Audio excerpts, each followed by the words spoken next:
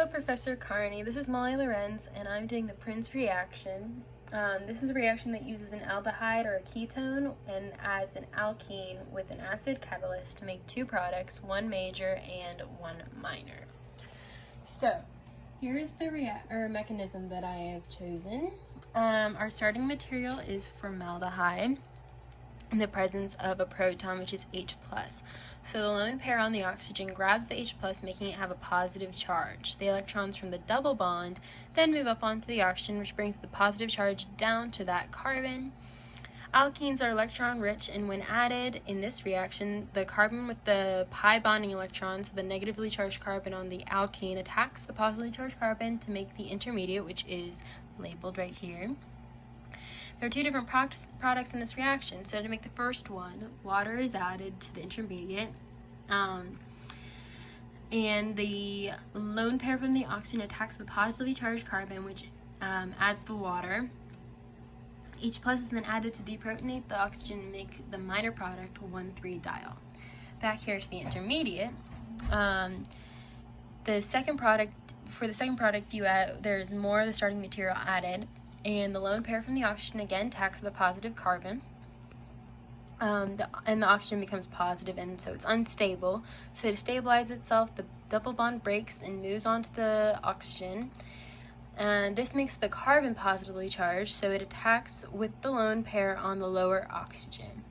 The result is an aromatic ring, but the right oxygen is still positive, so the H+ is added again to take it off and make the major product 1,3-dioxane. This is favored because the reaction favors the stability that an aromatic ring provides. Some ways this reaction could be sped up would be with some heat.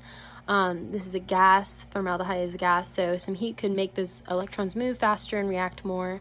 And also having a higher concentration wouldn't hurt too. That would also speed up this reaction. So some NMR for this reaction, in an IR spec, we would see a change from a strong peak at 1,720 to a medium to strong peak at 1,516 to 1,600. Carbon NMR, we would see changes from a peak around 160 to 200, and that would disappear and turn into a peak around 120 and 160.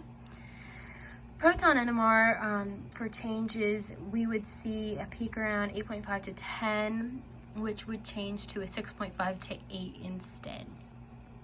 So if we're looking at this reaction coordinate diagram, we have our starting material and our intermediate in 2 or 3 technically transition states. The starting material and intermediate have similar energies. This transition state that leads to the major product is much more narrow and quickly goes to the product, whereas the long, broad one that goes to the non-highlighted product clearly takes longer. And both of these are end up lower in energy than the starting material, so this is an exothermic reaction. So recent use of this in literature shows it was like using the Prins reaction, which makes saturated heterocycles with nitrogen, which are often used in pharmaceuticals and medications. And in the article, 2 different mechanisms were explored and said to be possibly very successful in the pharmaceutical industry. And here is my work cited.